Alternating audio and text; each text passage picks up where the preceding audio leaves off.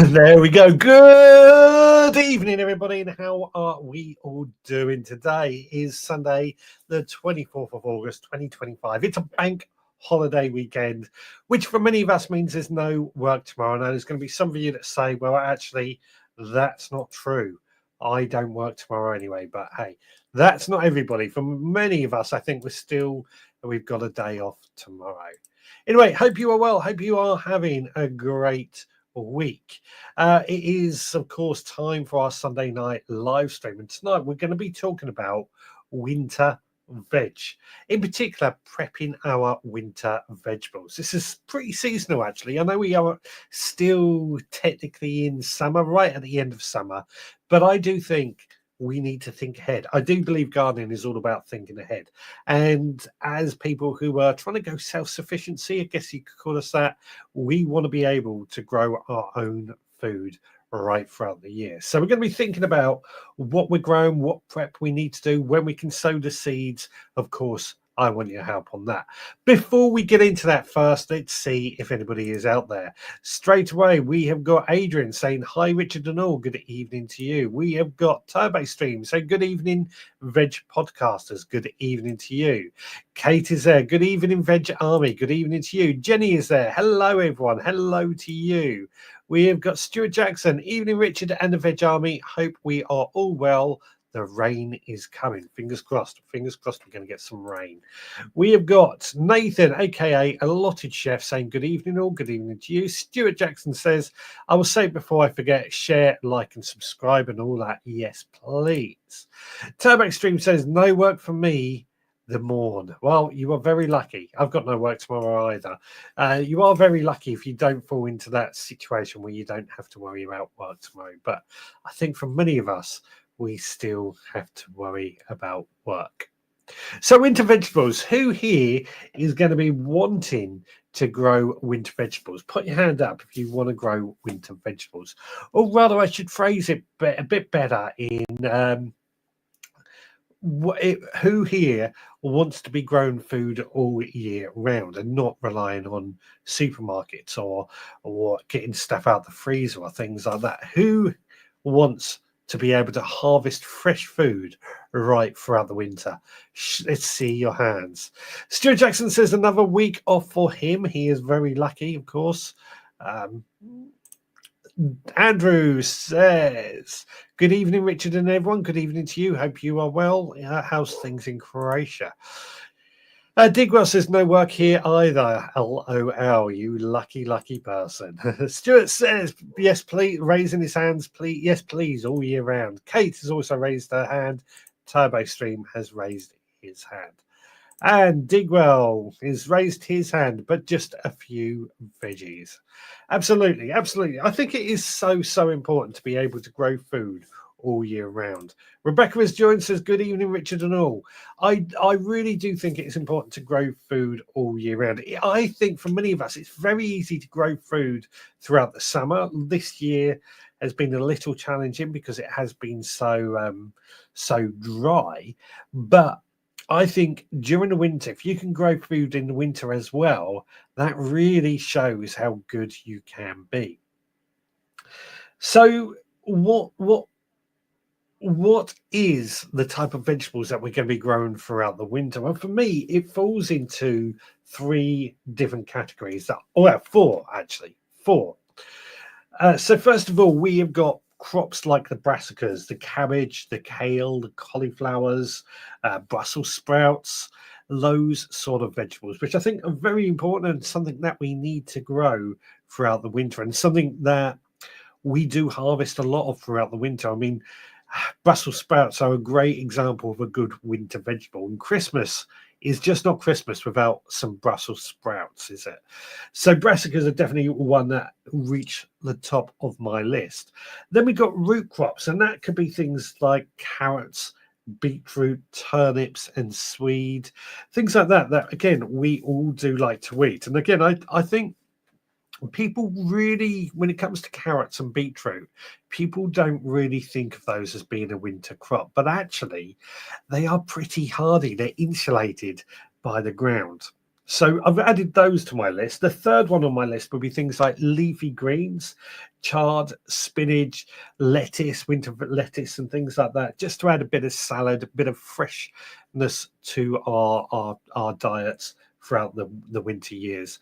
And then, of course, we've got our overwintering plants. This could be our garlic, our onion, broad beans, and peas. So what is anybody thinking they want to grow over the winter this year? Well, we got Nicholas says, evening, Richard and all. I'll be in Croatia next week. Interesting, interesting. Anna Jones says, good evening, gardeners. Good evening to you. Turbo Stream says, all those hands reminds me of the kids' TV show called How for Now. We know a bit of a story about that, don't we, with our old friend, but we won't go into that because we don't want to give that any coverage. Jenny's got a hand up for food grown 365 days a year here. Absolutely. Nicholas says, thumbs up all. Turbo Stream, I've been sowing seeds this week. What seeds have you been sowing this week? Digwell says, I'm leaving now. You mentioned the K word. K word, or was that the C word? I'm only associating it with Brussels sprouts. The two go together. Andrew says it's very dry here too. I would love to plant winter veg, but I must get my field properly plowed. My cultivator can't manage it, so my lovely neighbour will bring his heavy-duty machine to help out. Makes you think, doesn't it? It's the thing with cultivating or digging over the soil. I think most of us in this audience are no diggers, but that could be open to interpretation.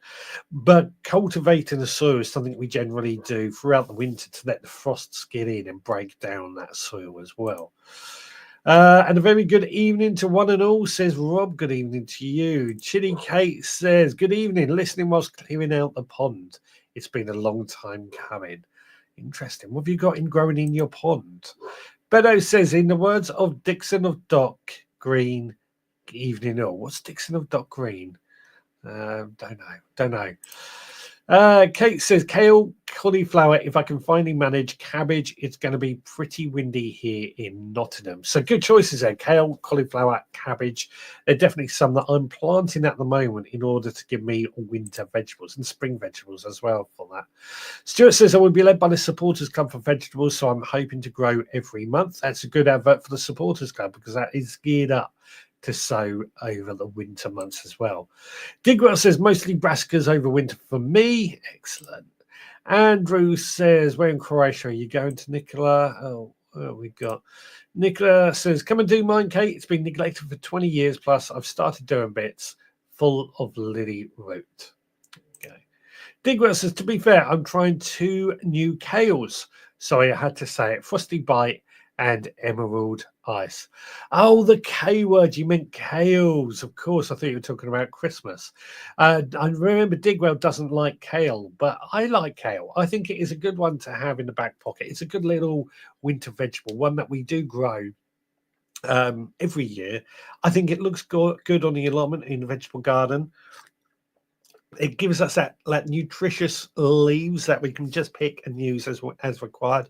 Chickens love it as well, so it's a good one to grow for that. What else have we got? Turbo Stream says, I sowed onions, pak choi, cauliflower, lettuce, swede, and Swiss chard. He's been a busy boy. What have we got? Beto says, Dixon was a cop in the days they walked the streets and were in black and white. Way before my time, I'm afraid. I've never heard of it. Over on Instagram, Strawberry Flare has joined. Chili Cake says, the pond is empty-ish of water, but full of plants. Think a pond more like a pot-bound plant. So joys of having a pond, isn't it? Joys of having a pond. They do tend to get very, very beat up. So I think it's important at this point. We've gone through what sort of vegetables we're going to be growing. I've focused on brassicas because I think that's the main one. But there are, as I said, roots. Beetroots and carrots are, well, Carrots, if you haven't sown them yet, you can get away with the stubby ones. You can still sow those, and they're not necessarily a winter crop, but maybe early winter if you're quick on it. Turnips and swede are, of course, a winter crop as well, which I highly recommend you sow if you want that for your winter crops as well. So root crops are a definite good one. Swede is always one that for me I find not. Well, it can be a little bit tricky. I can never seem to grow decent sized swede. All mine seem to be pretty small, but we are working on trying to get them a little bit bigger. Over on Instagram, Jamie's little allotment has joined. Lovely to see you. We're talking about winter vegetable prep and what we're doing to grow our winter vegetables. So what else have I got? Leafy greens. Now, leafy greens are something that I think get overlooked when grown for winter crops. I always try and grow winter lettuce, Swiss chard, perpetual chard, spinach, mustards, mabuna, all those sort of oriental leaves. Pak choi, pak choi falls into the brassica round. But the point here is that all these leafy greens, these salad crops, they can be grown. Might need a little bit of protection depending on what they are, but with simple cloche or fleece will protect them. But they can be grown quite nicely outside or in a greenhouse to give you those leafy crops. Those lettuce particularly is one that I really like to grow over winter, because I just like the fact that we can get a lettuce for the week and enjoy that as a tasty little way of adding, well, trying to look after ourselves a bit better. Turbo Stream says, I measured out some new beds this morning to make it easier for next year. When the soil is more moist, I can lay them out properly. Excellent. Kate says, I've been doing my pond this week as well. Picked up some lovely plants at the pond shop open day. We've got a photo of that coming up a little bit later on. Nicholas says, I found 5 Russian red dwarf kale self-seeded plants I've sown for 5 years. So must have self-sown from seeds disturbed in a veg garden rebuild. So kale, again, seems to be a popular one that's popping up tonight, which is a bit unusual because it's not everybody's favorite. Until I really got into gardening or really got into growing my own, I had never heard of kale, and not everybody does like it. It's those, I think they're good looking plants. I do think they're good looking plants, but it's those leaves that nobody's really sure, unless you're into gardening, of course, what to do with them, what they taste like. But I think they are underrated. They are beautiful winter crop, just again to add some greenness to your diet. Gary has joined. Hi. Oh, sorry, I'm late. Lovely to see you. Nicholas says, I have some lovely beetroot growing in the first bed I remade. Love to see some photos of it. Beetroot is a good one. Chili Kate says, I was meant to be planting seeds today, but pond took over. Chard, pak choi, wok bok, spring cabbage, mooli, radish, and spinach. Spring onions, don't forget the spring onions as well. They have another one we can grow over winter. Turbo Streams this week was mainly about harvesting things to store: beetroot, 2 small butternut squashes, and French beans and the onions. Photo of that coming up a little bit later on. What else have we got? Jenny says, I'm only growing in pots this winter as I'm concentrating on improving my raised bed soils. As I grow all mixed up, I have never had empty beds, so the pots will work well and give me the time to get sorted. Well, that brings me up to, we've sort of discussed the winter vegetables in a bit of depth. So what about prepping for the winter? And Jenny has hit upon something that digging over the soil, adding compost is a popular job to do over the winter. And I actually think that in order to prepare for our winter vegetables, we need to prepare the beds. This means clearing the beds of summer crops, our tomatoes, aubergines, if they're still producing, I don't get rid of them. But anything that isn't producing, we clear those away, composting them, of course. We add fresh compost or seaweed or horse manure, well rotted, of course. Add that to the soil to improve the soil. May dig it in if that's how you garden, and then we net the beds against brassicas, pigeons, etc. Net the brassica beds against pigeons, etc., etc. And of course, give the greenhouse a good tidy up so it's ready to take on winter crops. So there's a lot of preparation going in just to getting the plants ready for winter, but it needs to be done at the same time. I've always said as well, one of the key things for gardening is about looking after the soil, improving the soil. The better the quality of our soil, the better our plants are going to be. So the more compost, the more organic matter we can add to it. And even if it's just laying it on top, it's going to improve our plants. Kate says, my spinach last year was indestructible, so I survived everything over the cold months. Spinach is good for that. Spinach is incredibly hardy. I do love a good load of spinach, and that's why we grow quite a bit of it. So, yeah, definitely grow spinach. I highly recommend growing spinach as well. Stuart says, I'm hoping to grow salad in the veggie pod over winter along with my soft herbs. See, the veggie pod. The veggie pod, that's Stuart. If anybody hasn't heard of a veggie pod, it's a raised bed with a protective system, integrated watering system. They're very, very good. But the cover they have over it actually lends itself really well to growing over winter. Rob says, I sowed some beetroot, cabbage and broccoli and collies this week. In fact, funny enough, I popped into a garden centre this weekend and I saw that they were actually selling some of these vegetables as well. So if you haven't sown them, it's still time to sow them, to be fair. But if you want, pop to a garden centre, you can buy some as well. Stuart says, I've washed out all 4 of my water butts this week as they were empty. Hopefully this week they will fill up. Are we expecting rain this week?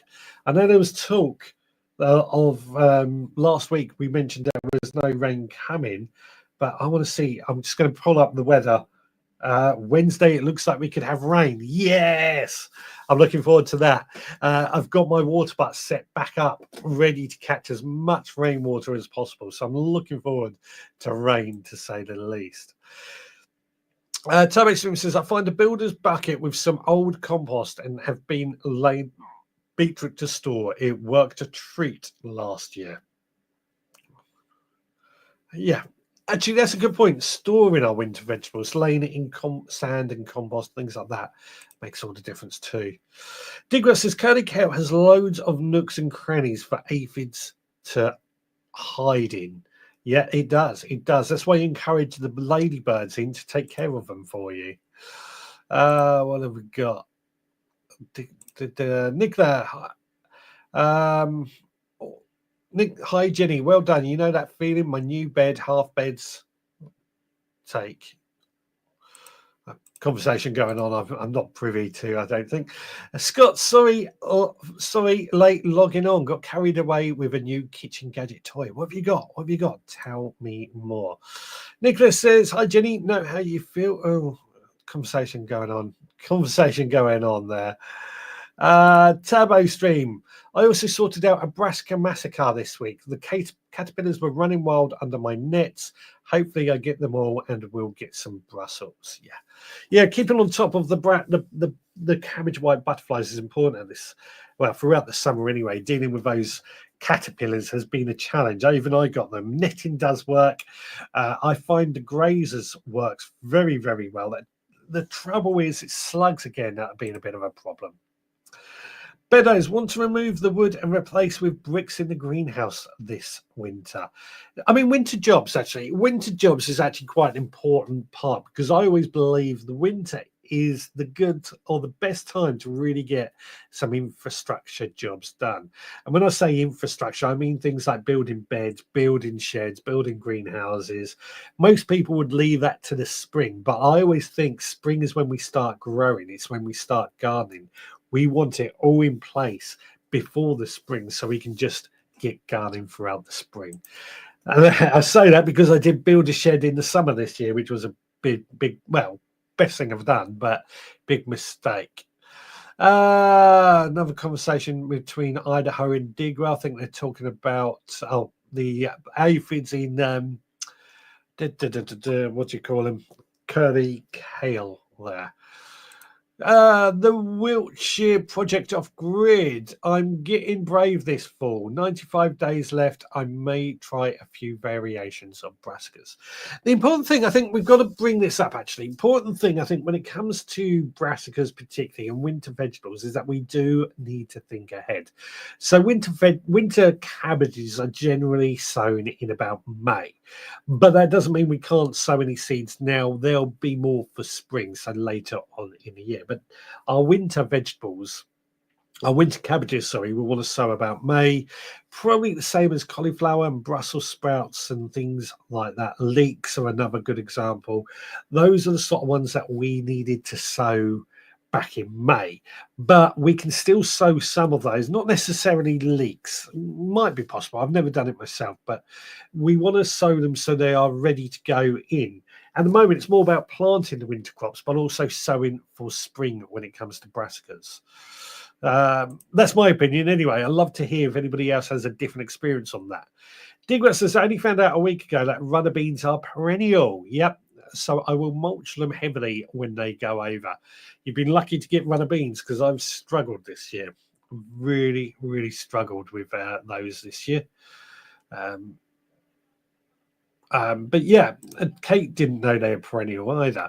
Yeah, so what you got to do with to runner beans to make them perennial is that you cut them back down to ground level towards the end of the season, compost the material, but cover them over with a good mulch to protect those roots. And what you'll find is that come the spring, they will start jumping and springing back into life from those roots. Tomatoes can also be treated in a similar way. They're a bit harder to keep as a perennial, but they can also be treated in a similar way because in their natural environment where they're naturally from, they are perennials. Chilies are another good example as well. Quite a few that are, it's surprising that it can treat like a perennial. You just got to, trouble is it's our cold winters we get here, so you got to treat them with a lot of love to get them through the winter. Digwell says we're getting the tail end of a hurricane Erin midweek. Didn't know that. I haven't really been paying much attention to the weather this lately, though, to be fair. Scott says a vacuum marinator he's got. That sounds interesting. What does that do? Over on Instagram, Colin B204 has joined. Welcome along. We're talking about winter vegetables at the moment. What else we got? Chili Kate says farming haven't seen a second flash of aphids. Has anyone seen this on their plots? I can't say I've noticed a second flash of aphids, but that doesn't. I've noticed a lot of ladybirds around lately, actually. So that might be why. Beto says doesn't want it to rain on Tuesdays. He's taking the kids to the grandkids to a theme park. Don't blame you, really. Don't blame you at all. What else have we got? Tabby Stu says my soil's completely dry now, like a dust bowl this weekend. We need rain. We do need rain. My soil is the same. It's completely dry. I will admit where I have used on the allotment where I've used straw as a mulch has made all the difference. So that is still pretty damp. So I'm going to be doing a lot more of using straw as a mulch in the future for that very reason. What we got? Conversation going on there. Rob says, all I ever do with my French beans is cut them at the root. Some come back the next year, others don't. You do need to really protect them over the winter if you want them to come back. And even then, if you get a really cold winter, there's a chance that they won't come back as well. So it can be done. It can be done. There's no harm in trying, of course. That's the point.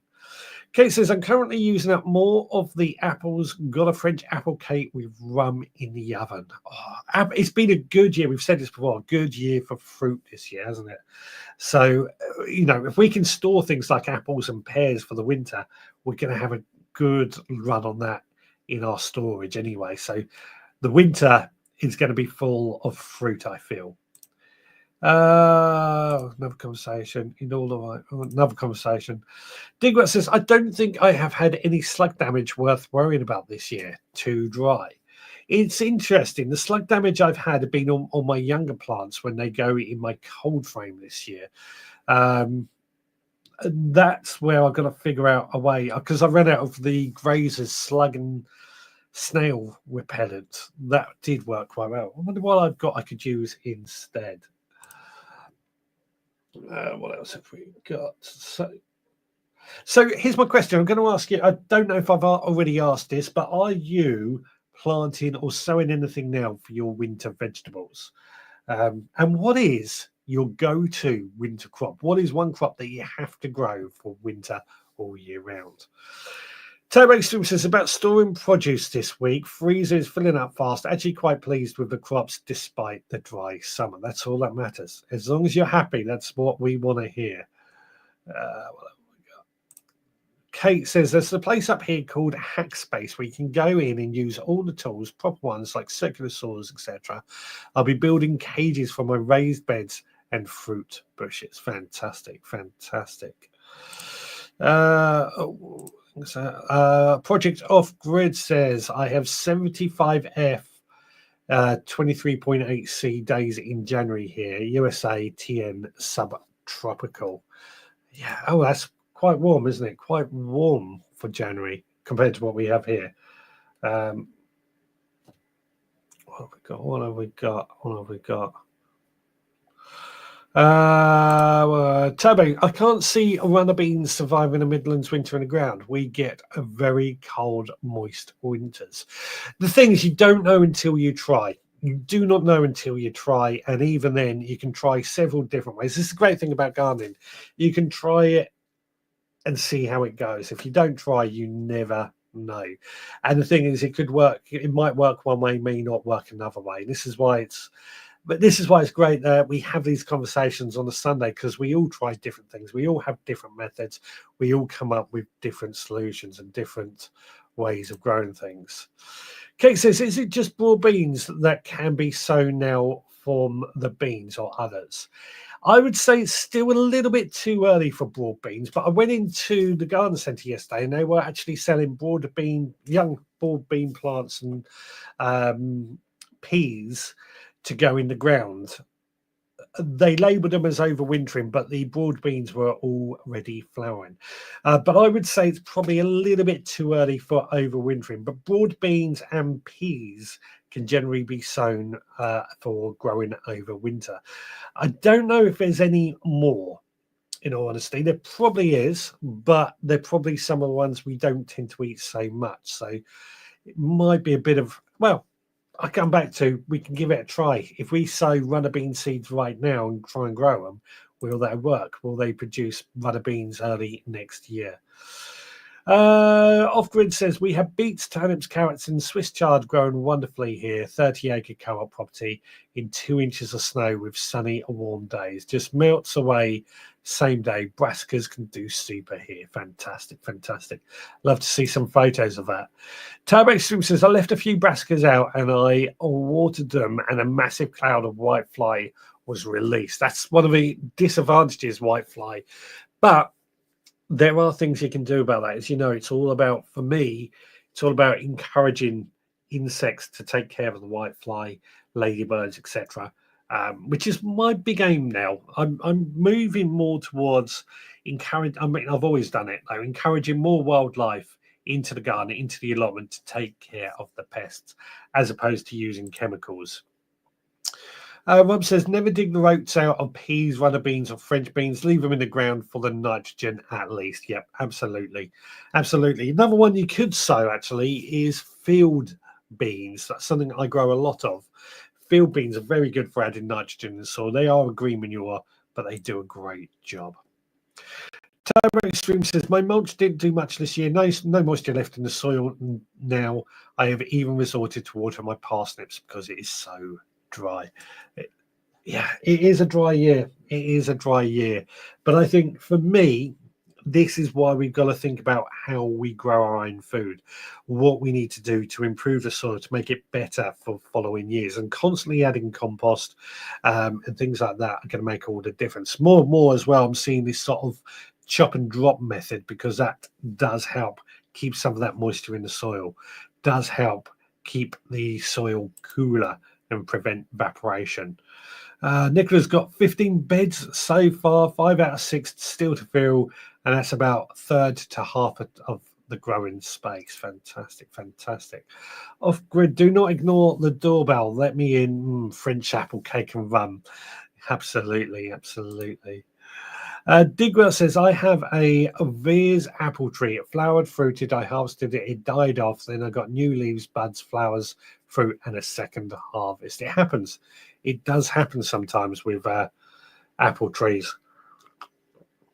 When I got married, which was September, I bought some apple trees and they actually flowered in time for our wedding, which was completely blew me away. I've still got the apple trees actually, but they actually flowered in time for our wedding. Idaho, Nicola, you're getting it all done. That's great. A big job too. Absolutely. Dig up weird, not weirds. Weird.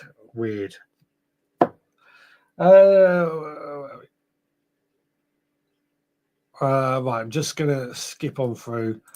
Off grid, we are planting bush beans, all brassicas, carrots, lettuce, mini leafy greens, kales, peas, radish, more herbs, spinach, etc. Plenty of time for fall winter succession.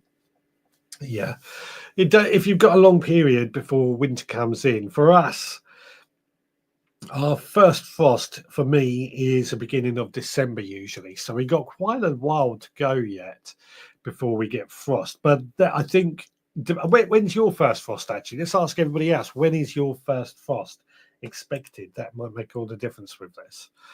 Turbostream says, I'm going to try and sow broad beans in early November. I tried last year, but sowed too early. It's always a risk. Turbostream says, a plot neighbour said he sows broad beans on November the 5th. Yeah. No, October, November is when I normally do mine. Digwell, whitefly easy to control. Just shake the plant and use a handheld vacuum cleaner to shake them out of the air and off the leaves. My plant neighbours think I'm mad, but they are the ones suffering. It's a good idea. Or shake them off and get like a carnivorous plant that has sticky leaves and take that around near the whitefly as you shake it off to catch them. That could work. Or those yellow sticky pads as well. That could work too. Turbo Extreme says, I cover cropped with field beans, father, last year. And yeah, it works. And Digger says, never the same first frost 1 year to the next. It's only a forecast. Yes, it is only a forecast. But if you've got a good idea when your first frost is expected, it gives you a good idea when your season is up. As I say, for me, it's beginning of December when we get our first frost. So I know I got quite a late season. If I wanted, I could leave my potatoes in the ground right up till then, and they will be fine. But it's not set in stone. It's not set in stone at all. On that note, Tarek says first frost can be late October here in Birmingham. As early as that. That's really early there. Off grid says mid-Jan, all of Feb and half of March is too cold for many plants unless under rows cover thick with mulch. There we go. No vacuum for me, nearly quarter full sometimes. So, if it works, it works. I'm not saying it's mad at all. It's just I look at alternative options as always. Nicholas says we have had very little frost last year, maybe only 5 or 6 occasions. Same here, but we get very few frosts here. Very few frosts. We get very few. We don't even get snow here. I think it's all very, very, very rarely we get snow.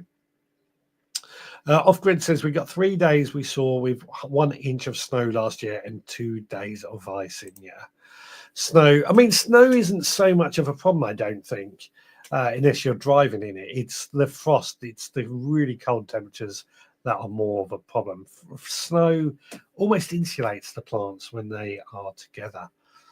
So I'm going to throw it out once more. What is your go-to winter crop? What is one winter crop that you have to grow over the winter? What is it that you have to grow for winter cropping?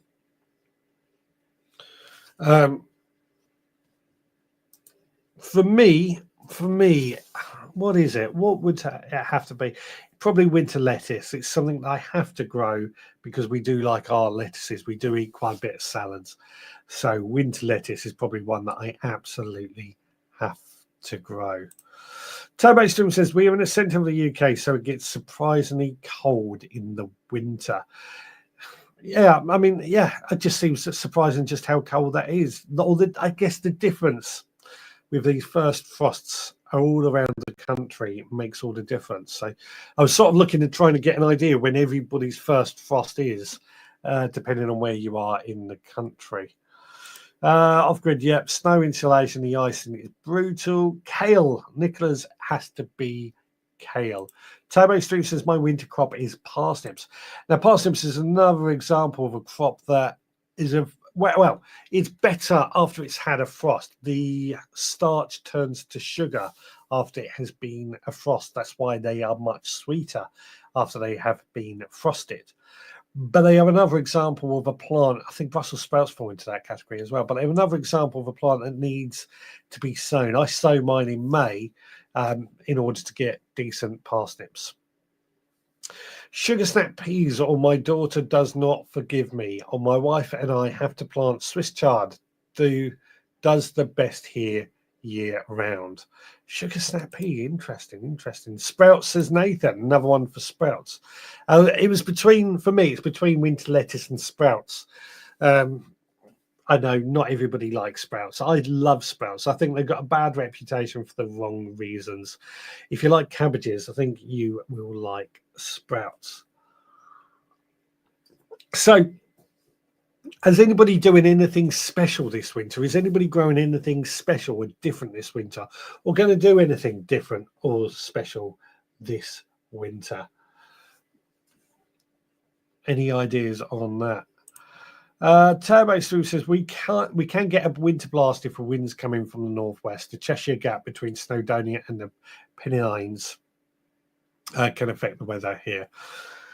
France affects the weather here. Okay, adding parsnips to our garden for the cold season. Thank you. Yeah, parsnips. I mean, I don't know about where you are, of course, but here we sow them in in the spring, March to May. I find May does the best in order to get parsnips. Nicholas says, I love sprouts, but have to sow spring to late now for this. Too late now for this year. Yeah, you do need to sow them in the spring. They say as early as March, but I think the soil can be too cold in March for them. I find sowing them in May to be more likely for them to germinate. A lot of people do have a lot of troubles with parsnips. Oh, I don't know why I went on to put that there. Project Off Grid. Bulk of our freakish rare plants are for spring and summer. Absolutely. Scott says, sorry, family just arrived for food. We'll have to catch up. Have a good one all. Have a good one, Scott. Lovely to see you. Amanda, evening all. I got a book last year which advises on how to keep growing all year round using a polytunnel. Really going to try this year. I think I could be much more productive in the winter. Well, that is very true. I think I personally prefer greenhouses over polytunnels. I've said that many times. I prefer greenhouses over polytunnels. But that doesn't mean to say we shouldn't be using greenhouses or polytunnels for growing over winter. We should. We absolutely should. I think there's something that many people have this attitude that they are for growing things like tomatoes and stuff like that to get decent crops of tomatoes in, for example, throughout the summer. But actually, they are for bringing things on earlier or later. So we should be using them for growing crops into the winter months as well. So yes, making use of greenhouses and things like that. And if you haven't got a greenhouse or polytunnel, cloches are just as good as well. Tabby Stream says also northerly cold snap and warm wet from the southwest always seems to dump snow right on top of Birmingham. There we go. Rob says, I'm Leicester and like Turbo Stream, we can get our first frost in early October. It's surprising. I mean, I'm well aware, I'm very privileged with where I live of how late we get frosts. but it is surprising just the difference right across the country. Time says, I get more snow in Birmingham than my friend in Scotland. Interesting. But again, it comes back to something I've also said, is that we've got to grow for our conditions, not for what we think we should be doing. Got to grow for our conditions. Off grid says, we sit near tracks of tornadoes. I cannot own a greenhouse, or someone will in the next town will own it. Yeah. What about a whoppy, an underground greenhouse as it's called? Would that work? Whoppy, something like that. I've seen it a few times. I'm only saying that because I like to try and when people say they can't have certain things, I like to try find ways around it. I like to try and answer problems. Anyway, I think it is now time, because my voice is going a little bit, that we go to no, because I haven't uploaded it. Let me find it and upload it quickly while we carry this conversation on, because I didn't realize I hadn't uploaded it. Idaho says, I have it. I don't know what's wrong with me at the moment. My lungs are starting to hurt if I cough too much or anything. Idaho says, I have a greenhouse. It has a concrete floor. I'm trying to get some raised beds set up so I can try to grow later in fall and earlier in the spring. See, my greenhouse, one of the things that I've did, which has been absolutely fantastic this year, well worth the investment for growing in over the summer anyway, and I think will open itself up for winter growing as well, has been my auto pots. Now, auto pots are basically large pots in a tank, in a tray with water reservoirs and things like that. And for me, it's really taken a lot of the work out of having a greenhouse, because I just make sure the tank is full, got the nutrients in it, and my plants have romped away. But over winter, I can see again growing lettuce, strawberries, and things like that in there is going to make it all the better as well. And with a concrete floor, that's probably what I would be looking at more, going for something like auto pots as opposed to raised beds. Personally. You caught the pox, Richard. No, I tell you what it was. I don't know if anybody else has suffered from this. We had a Chinese on Friday night because we were celebrating something. And Chinese, spicy food. I love spicy food. But we had the Chinese about 3-4 hours later, went to bed, went to sleep. And in the middle of the night, I suddenly woke up with that sort of acid burning in the back of my throat and down my chest, which meant I coughed up loads and loads. I had to take Alka-Seltzer and stuff like that. I think they called it acid reflux. I think that's what because I was coughing so much, I've hurt my lungs a bit. Digler says a cure for that is to stop breathing, but it's very serious side effect. Yeah, I won't be able to talk if I can't breathe. Off grid says there's a 70,000 gallon rainwater pond being dug in. I can turn that into an underground tunnel this year in 2026. We hope to have the pond done. I'm very excited. Love to see photos of that as well. Richard, you're full of good ideas. I love this. Well, I try. I always try. Right, has that video uploaded? Not quite finished yet. Nicola says, I'm hoping to get a new cover on my polytunnel, potting proper plastic on the green throwaway frame, raised 3 foot off the ground too. I'm hoping to get a new cover on my polytunnel, proper plastic on a green throwaway frame. Yep, raised 3 foot off the ground too. Yep, let us know how it gets on. Acid reflux, gargle baking soda to neutralize the burning. That's probably what I should have done, but I didn't. Anyway, talking of food, let's go to this week's cook-along. Hey!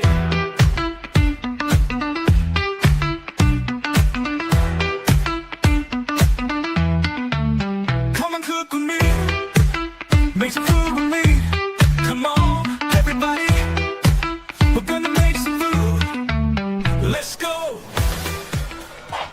Okay, so this week it's to make American style hash browns, and not many ingredients needed for this. Potatoes, onion, and then a little bit of seasoning. First of all, we're just going to peel both the potatoes and the onions.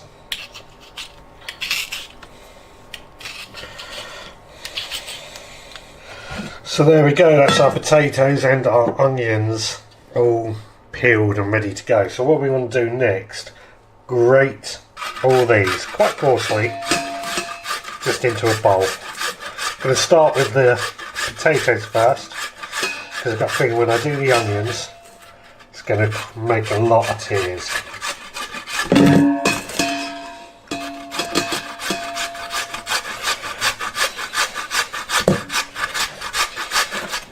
Alright, this is all the potato and the onion all grated together.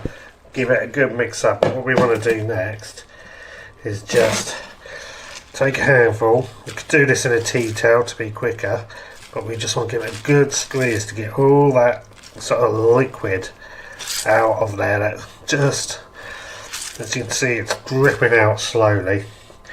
Grab another handful. Might be easy with a smaller bit. That's got a lot more out of that already. That liquid, we don't want that, really want that liquid in there. I'm doing this in small batches just to make my life easy.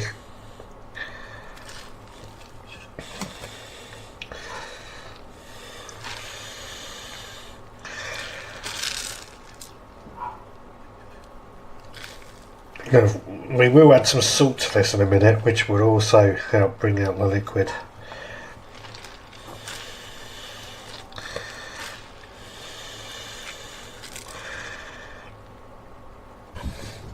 So look at all that liquid that came out of those potatoes. Not a huge amount, I know, but this is the mix that we got. We're just going to add a bit of pepper, a bit of seasoning. I'm going to add quite a bit of pepper because I like pepper. At this point it might be worth also, this way we can get a little bit creative, because we could add other bits of seasoning to add a bit more flavour. Salt as well. Now in some ways salt is going to help draw out more of that moisture, which would lead to a crispier potato hash brown as well, but I'm not going to worry about that at the moment. Give that a good mix. But I was thinking, if we wanted to jazz this up a little, I'm doing quite an easy mix here. We could add some chili powder or something as well. There we go. Now, what we need next to tie this all together is an egg, which I've got an egg right here from my chickens. We'll just break that straight in, and again mix that all together, and that should help bind it into a lump.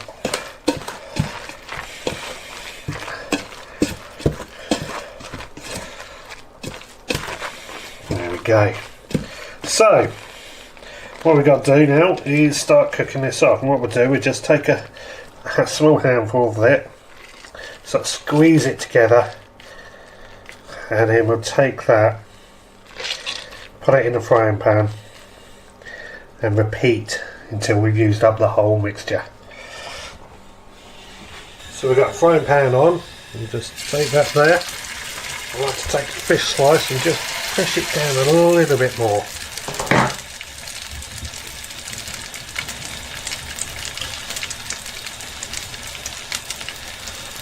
Repeat.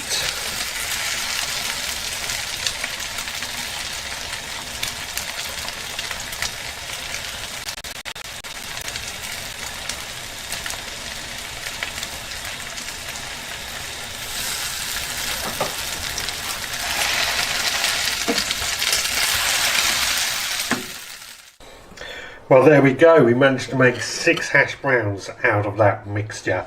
They look great. These, obviously, we could have these for breakfast as a side dish at any time, or what we're probably going to do is make a lot more of these and actually keep these in the freezer for when we want a really fancy breakfast. Really easy to make. If you've got a lot of potatoes, give it a try. Well worth doing it. But what does it taste like? That's the big question. We'll find that out back in the studio. Indeed, and this is one that we have made here. We're going to see just what it tastes like.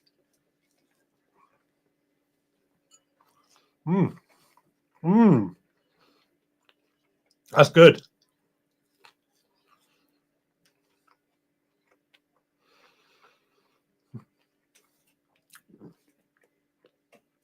That is bloody good. Excuse my language. That's really good.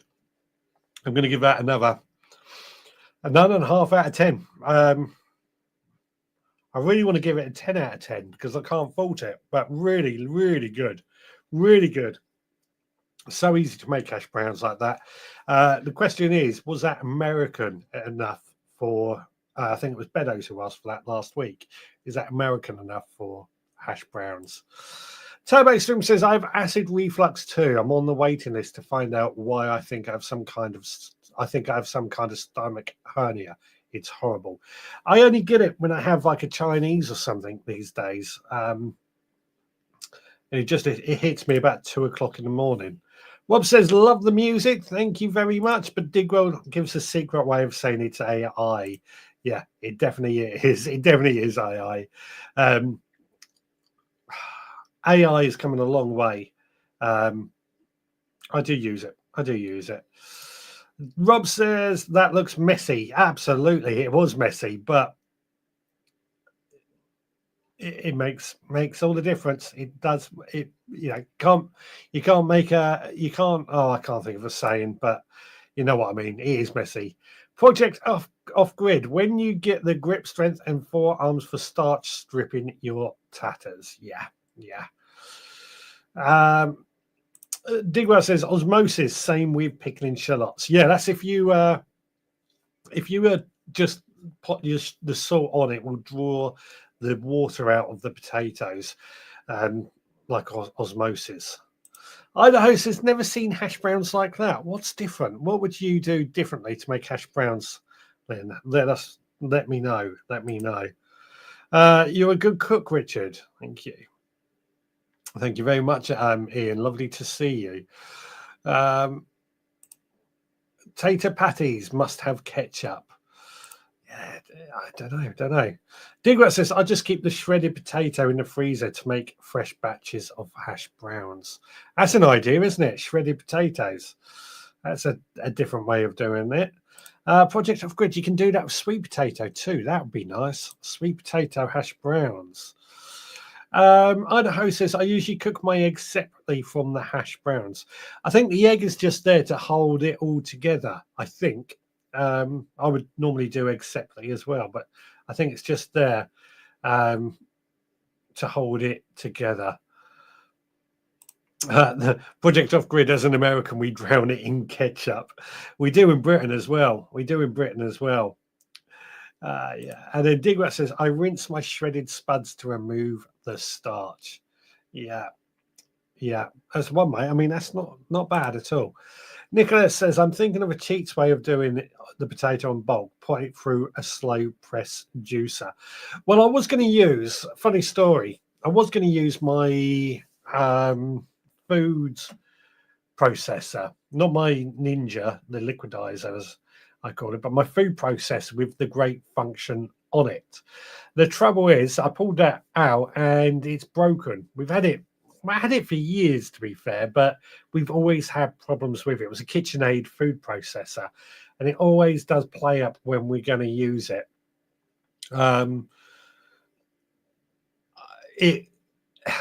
would have been the quicker way of doing a load of potato and onions. Same with if we're making coleslaw, we would use that. But yeah, it broken. So we're in the market for another food processor now.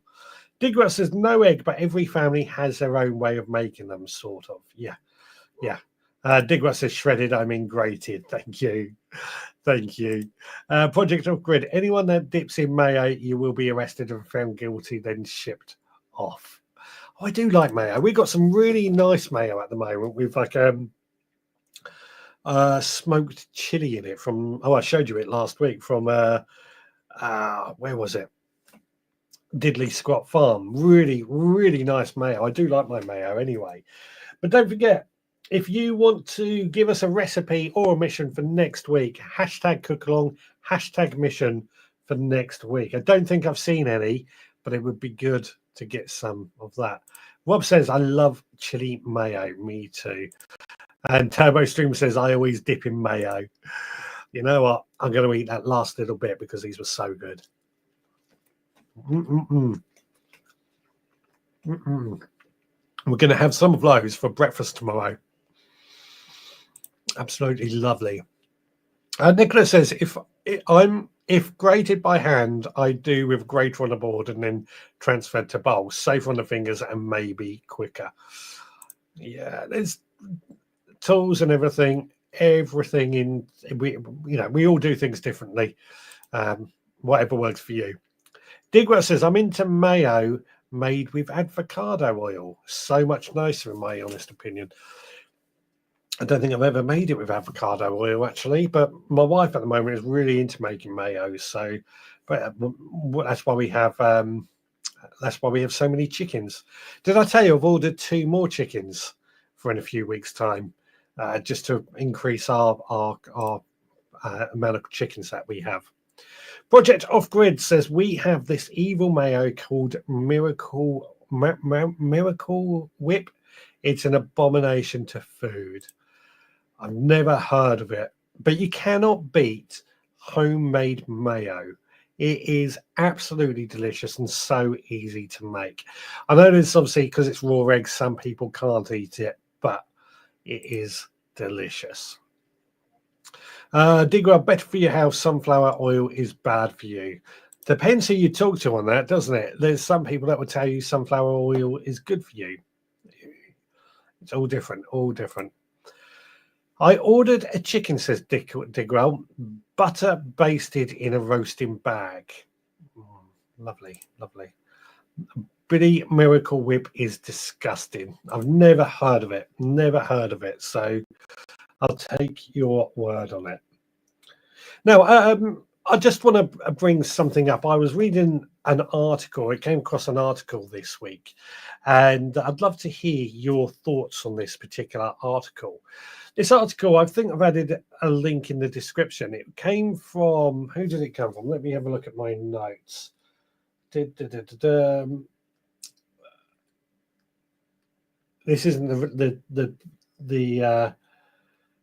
the moan, by the way, but it was the article. It was done by basically it was a survey done by some gardening company. I can't remember who it was, a gardening newspaper, if you like.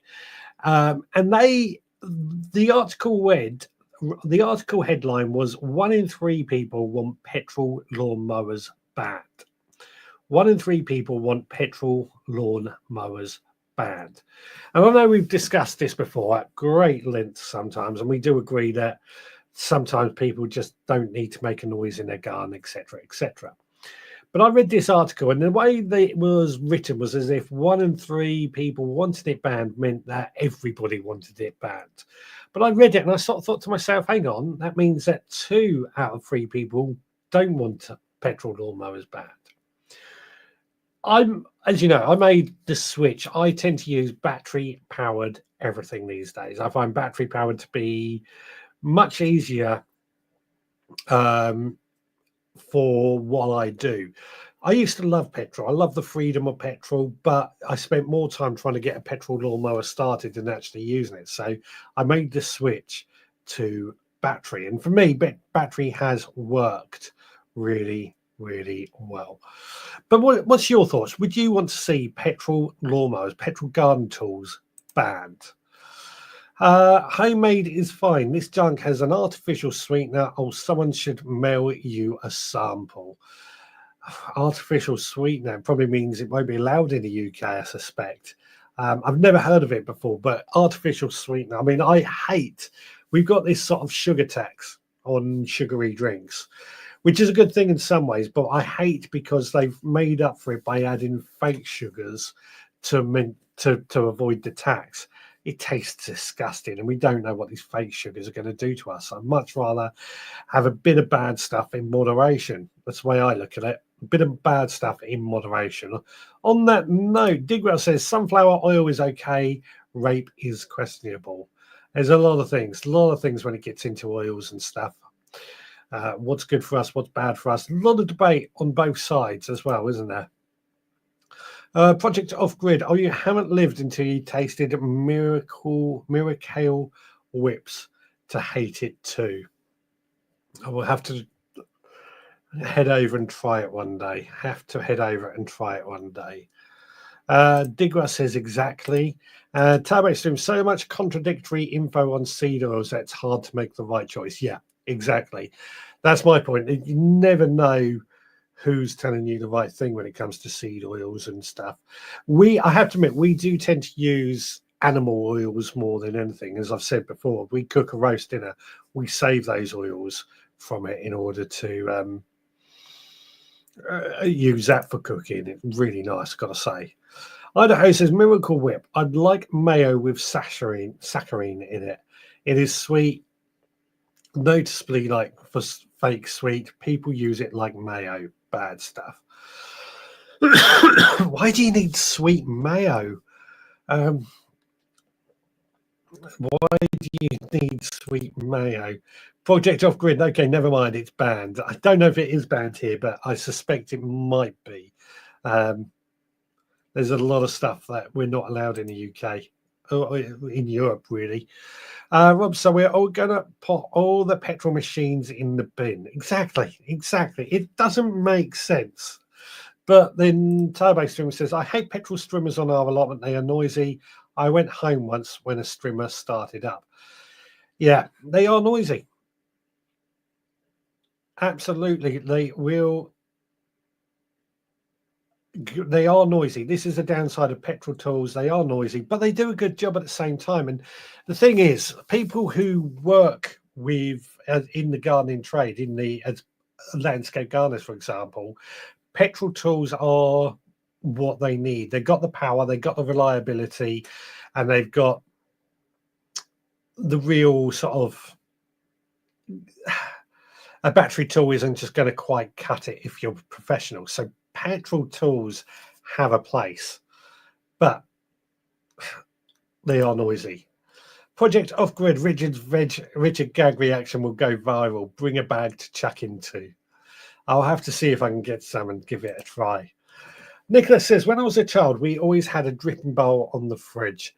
The meat juices in the bottom would go in the gravy. Yep, absolutely.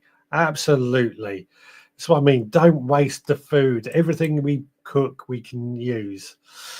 Digwa says a good tip regarding anything, especially health issues, is to only take the word of websites with no adverts down the sides of the pages. They're in it for the money and will say anything.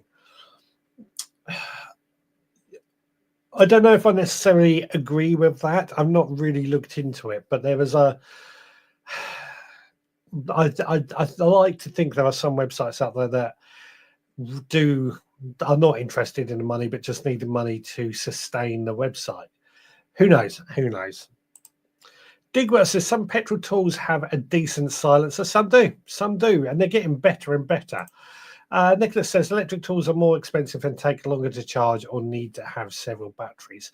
Yeah, that is the downside of batteries, but I find I've got several batteries in one charger. It's not a problem for me. That's me using it though. Rob says much sooner hear a petrol garden than someone blasting out loud music. This is what I mean. There's always going to be people, when it comes to noise, there's going to be people complaining. I saw in a village post, there's a lot of people last night were complaining about somebody letting off some fireworks. And God knows I don't like fireworks, but there's always going to be somebody complaining about that sort of thing.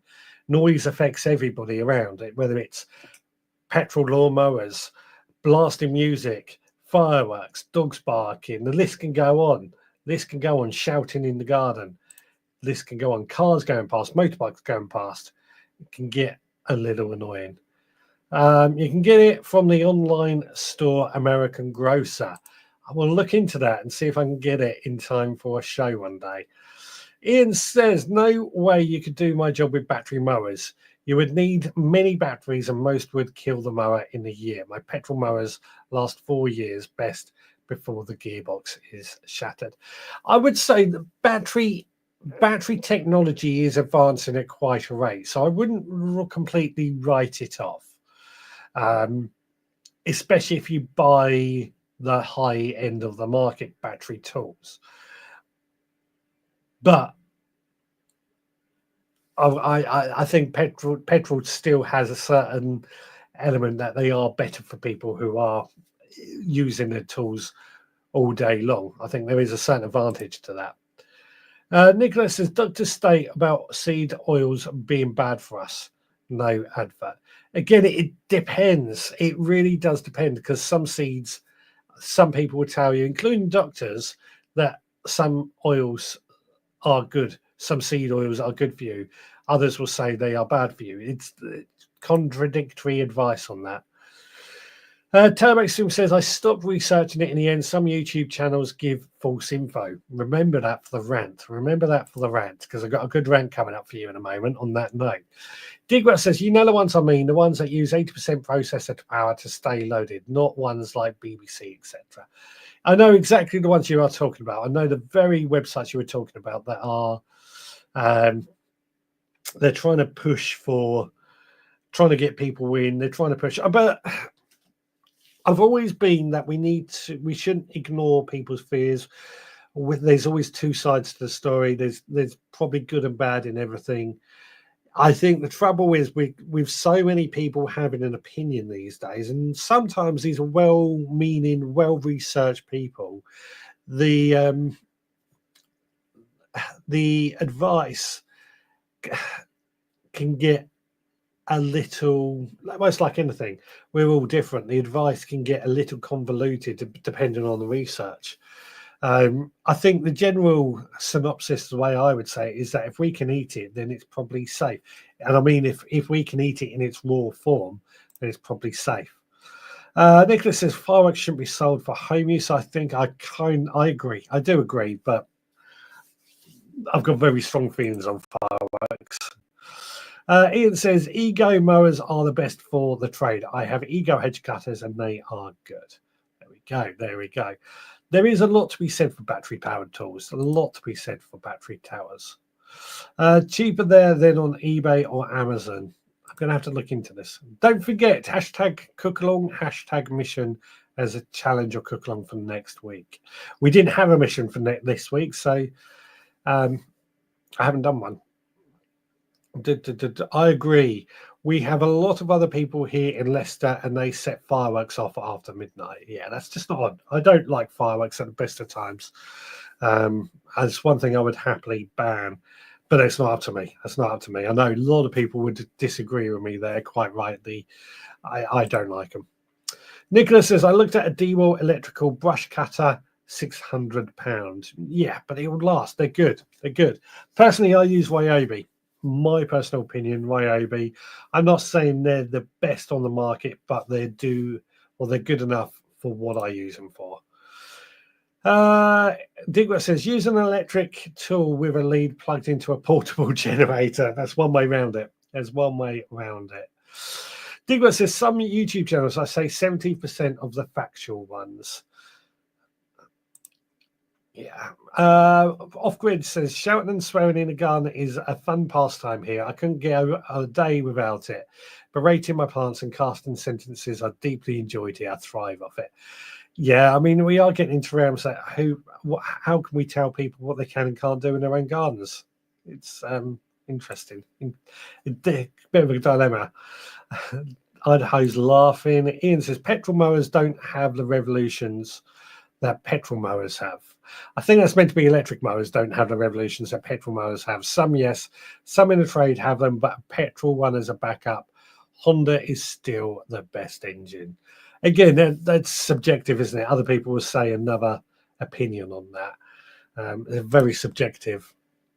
Livestream says, I stick to olive oil on my salads and now shallow fry with coconut oil. Yep. Yep. Off grid, you probably swear up a storm when things go bad. You don't play classical music for your plants. So, cookalong apple strudel. Lovely, lovely. Rob says, and if we complain, we are being racist. End of. We're talking about the fireworks. Yeah. Condolences. Stuart, sorry, have to go. See you all next week. Lovely to see you, Stuart. It is what it is.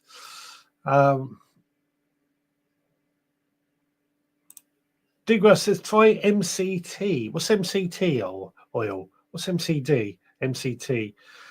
My chlorine testicle? I don't know. What's MCT? Project Off Grid. I play Pachelbel's Cannon in D minor at 150 decibels. My plants, it keeps the squirrel, birds, deer, sharks, crabs, humans, and ghosts out. Kate says, I live in a small country village and there was literally someone playing a violin in the garden a few houses away. The plant and I are very relaxed. This is my point. When it comes to noise in the garden, I think I've said this before, like most things, it's subjective. Some people might find, and I'm not saying everybody, but some people might find the sound of a violin annoying. I get annoyed when I'm on the allotment and there's this motorbike that just goes right past the allotment. It gets really, really annoying. But it is what it is. It's just something we have to live with, and we cannot. Well, when electric cars and motorbikes are all over the place, it'll be quiet again, I guess. Digwell says MCT oil, or medium chain triglycerides, is a type of fat extracted from foods like coconut and palm kernel oil that is more easily digested and converted into energy than any other fats. Interesting. I still think the best thing to do is be natural. Be natural. That's what I say. I love hearing kids playing and laughing. Some people find that annoying. That's my point. Some people would find that annoying. We're getting a different subject there. Project Off Grid. Sorry, Richard, I know from my cracked sense of humour, mate. No worries. We love a good cracked sense of humour here. What we got? Nicholas says, I'm lucky now as no neighbours close. Low lockdown, my neighbours practiced bagpipes on a Thursday evening. It was lovely. Yeah. I think there's a lot to be said for everything like that. Just got to live with it sometime. I was having a conversation. I was out with friends last night and I said I would love to have a lot of land so that I can make noise and not disturb anyone. Ian says, when people moan about my hedge cutter, I tell them I can't hear it as I have my earphone defenders on, and that upsets them. Yeah, absolutely. Project Off Grid, notepad noted, skipping my kid's Uncle Rob's house. Thanks for the free babysitting, Rob. Excellent. You guys are absolutely brilliant. But now it is time for this. Put your rants on this or that. He's gonna get it off his chest. Let him take the floor and vent. Put your rants. Completely the wrong music for that, isn't it? I've really got to change that. So, I'm sorry, I've just eaten a bit more of that hash brown. So, what am I going to rant about this week? Well, this actually came from a conversation on another live stream. And I mentioned about YouTubers who like to, well, not just YouTubers, I'm going to say everything across social media, across pretty much everything you can imagine. And I'm going to say this with a pinch of salt because I'm sure there's going to be things that I say that fall into this category. But what I really, really hate is these things there where people tell you to do this for the best crops ever, do this for the best potatoes ever, do this for the best carrots ever, etc., etc. And it's all clickbait at the end of the day. It's all clickbait. So I hate clickbait. That's probably my rant. They're clickbaiting you in. The thing is, what annoys me is they give you these instructions on how to grow, let's say, the best potatoes ever. And the key thing with potatoes is somebody that they are saying it's all about keeping them well fed, the hungry crops, and also well watered. They're not really giving you any big secrets or anything like that. They're just sharing it in their own way. But the clickbait is there to tell you the best or their way of growing the best crops ever, to drag you in. But my real rant comes from the fact on that every gardener and every garden is different. We all do things differently. And somebody telling you that the best way to grow potatoes, for example, may not work for you. You may not be able to grow the best potatoes in your land because you haven't got, you may have a sandy soil, which potatoes tend to not like. You may not have all this and that. There's so much different factors that go on that this person telling you, do the best for this, do the best for that. It's not always the right information. Added to that, the other thing that annoys me about this is that often these gardeners have only been gardening for 2-3 years, shall we say, which in my opinion, and I don't want to disturb anyone or deter anyone, not enough time to really get experience. What I did 20 years ago is very different to what I do now. The thing is, it changes. And somebody telling you, do this and do that to get the best crops is not always going to be the same for everyone and the same for every year. So that's my bit of a rant there. I don't know what anybody agrees or thinks on that, but do you get annoyed with that yourself? Nicholas says, I can vacuum at 1 a.m. in the morning too. Yeah. See, we don't do anything noisy after 7:30 in the evening. That's our rules here. It drives the wife mad, but that's my rule. Rob says, the project off-grid, you pay plane fares and it's a deal. Rants, let's go, dances. Do this means someone never done a soil test in their life? Absolutely. By the way, I'm not having a rant at anybody in this audience at all. Not having a rant at anybody in this audience at all. Rob says in my videos, I always say this is how I do it. That's what I prefer. People saying how I do it. That to me is such an important thing. How I do it. Rob says, some say the secret of growing. Yeah.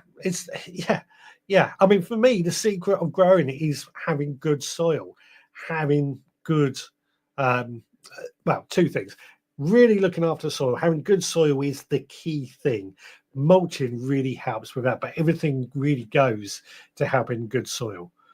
Idaho says, exactly, do what works for you. Yes.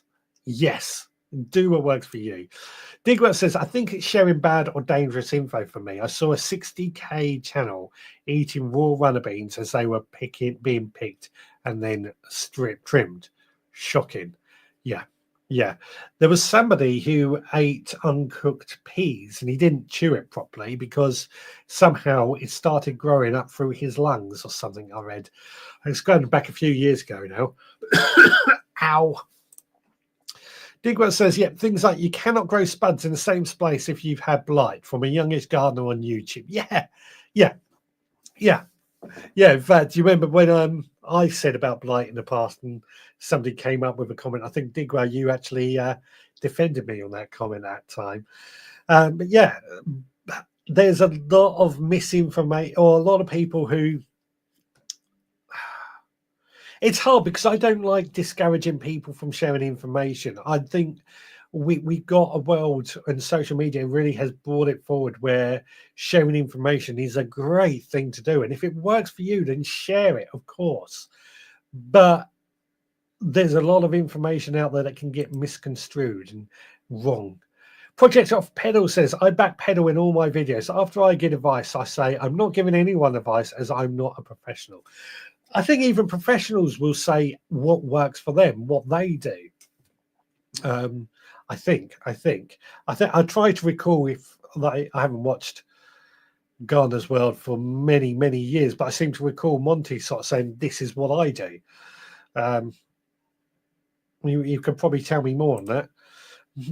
Ian says the best training to have to be a gardener is to work in a garden centre and get a good all-round basis on plants. Most trade nurseries specialise in one type of plant. Yep. Rob says, and some say you must do this. Yeah, that annoys the living out of me as well. It's not so much about, I think for me, it's just the way it's so like demanding and like they have the only way to do this, when actually it's what works for them. It's what's worked for them. That is a key thing. Now, some people could say, well, I copied that and it didn't work for me, and that's all because we all have different environments, different gardens. I always try and say, this is what I do, this is what I find works. It is hard sometimes to remember to do that, especially on the podcast when I'm trying to paint the picture in audio terms. But generally speaking, if we all say this is what I do, that's what works. Digwell says inhaling a pea can be bad if it stays in the lung. Hard to see on an X-ray, etc., as it damages the lung tissue as it breaks down. Yeah. This is the thing. You got to eat. You really got to cook these sort of foods sometimes to make sure that they don't damage you as well. We are like sheep. I'm not going to say I'm like a sheep because I like to do my things my own way. Digwell says, me working as a 16-year-old taught me a lot. Talking about working in the garden centre. Absolutely. I think it does make all the difference. So you've got a couple of minutes. If anybody does want to hit up #mission, #cookalong for next week. At the moment, it looks like we're going to be doing just the apple. Was it the apple strudel that was suggested? Let's see. Idaho says, anybody have a suggestion for the least spicy radish to grow?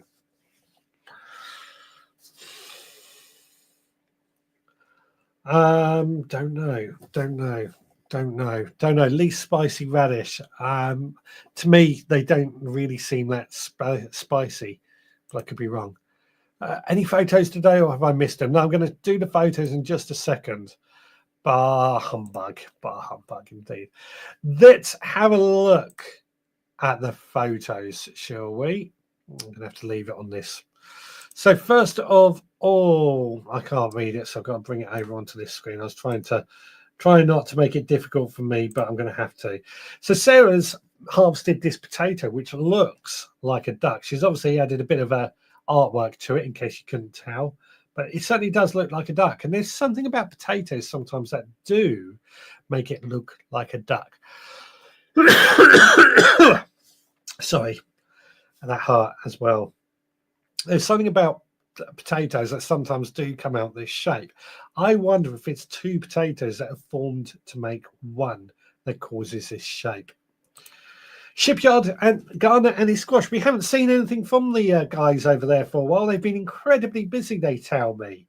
But he's looking rather happy with his squash days. Lobman's looking really good as well. I've got to say, really, really impressed. Turbo says this is proof that he can grow onions. I'm really impressed with these onions as well. They look fantastic. So very, very well done with those. Love to see more of these sort of photos from you, Turbo Stream too. But well done. Well done. Were these grown from seed?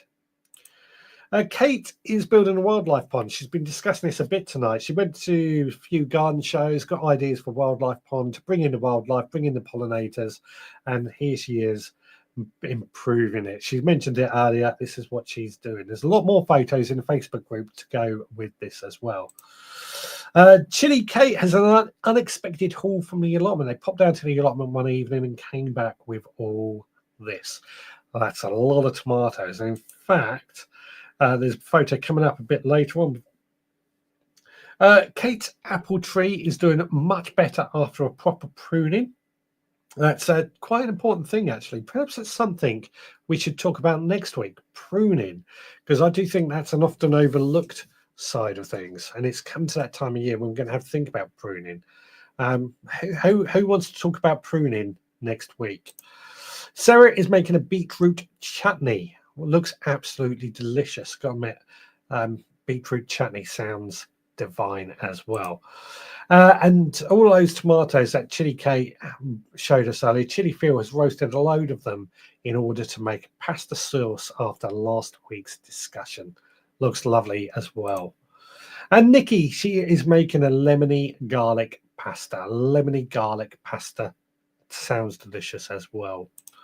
So please do keep sharing your photos. You can post them in our Facebook group. You can send to me via social media or email me, richard@veggroundpodcast.co.uk. That's richard@veggroundpodcast.co.uk. As I said, we do love seeing your photos. We really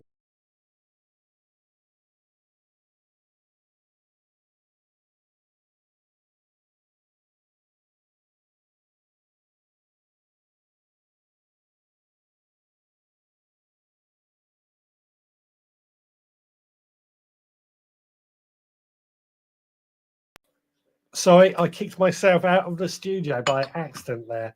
Sorry, everyone. I'm back. Hope you're all still there. Hope you are all still there because I got a bit lost there. Where were we? Where were we with the comments? So far, I've only seen one cook along and just seen one more recipe come in as well. Nicholas says to pick them young Idaho, talking about radish. I think they're more spicy when they're young, I would say. My thing. TurboStream #mission make it rain. So, yeah, I think that's the only mission in the cook along is the apple strudel. I was told French breakfast. French breakfast is a pretty standard one we grow here in the UK, but I wouldn't call it spicy, but I would say it's not as spicy. Daikon mouli was one I was thinking, which are normally the white long ones. That's what I was thinking as well as a suggestion. Project off grid. Let's say you can add eggshells crushed to your gun. I need to follow it up. We'll lock up iron in the soil. It takes 2 to 5 years to dissolve, turning from bicarbonate to carbonate. It's a lot of things going on there, isn't it? A lot of things going on. Exactly. Daikon radish is sweet, not spicy. Yeah, it's slightly different to your standard radish, though, aren't they? But they're nice. I do like daikon radish. Some potatoes naturally produce nodules like conda. That could be what's going on there, yeah. And TurboStream says, my onions were grown from seed in a seed bed in late March, transplanted in early May. There you go. There you go. Yes, French breakfast and watermelon radish are considered mild in flavour. Yeah, I'm trying to think. I don't find radishes to be that spicy. I love radishes though; they are tasty. You need to prune your stone fruit now. That's probably why we should talk about pruning next week. Is everybody up with pruning next week? I think we will. I have seeds from French breakfast and daikon. I will sow them both. Thank you.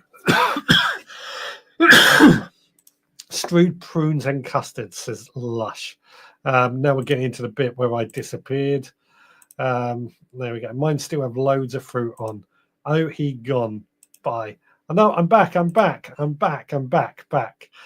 Not paid the electric bill again. Oh, yes, please, says Andrew. Pruning.